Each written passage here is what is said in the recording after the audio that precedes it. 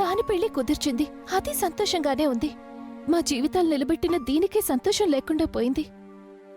దానికింక ఈ అలంకారాల మీద, ఆడంబరాల మీద ఏం మనసుంటుందమ్మా?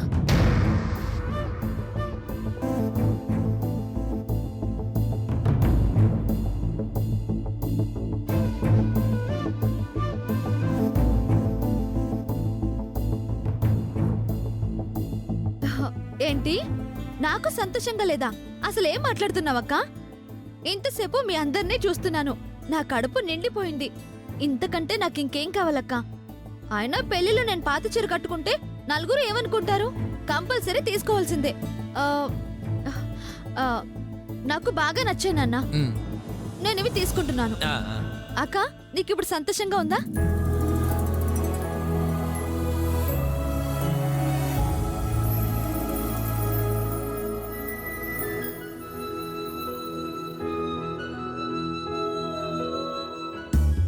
Madam bag. నా బ్యాగు నేనివ్వను. లోపలికి తీసుకెళ్ళకూడదు మేడం.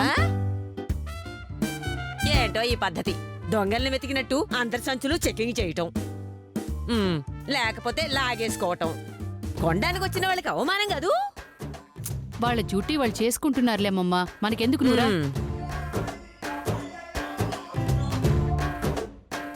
ఇదిగో అమ్మాయి, ఈ షాప్ ఆయన నిన్ను కరెక్ట్ గా సూటబుల్ గా పెట్టినట్టున్నాడు. మంచి బందోబస్తుగా ఉన్నావు.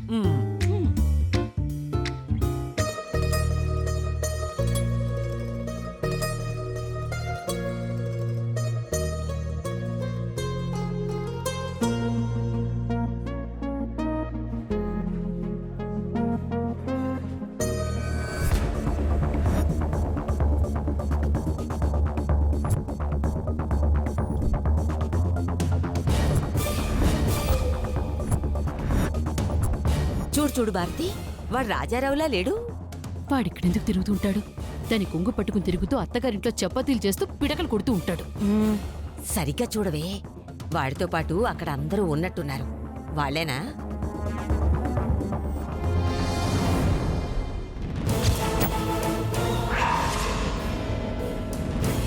అవునమ్మా, వాళ్ళేనే.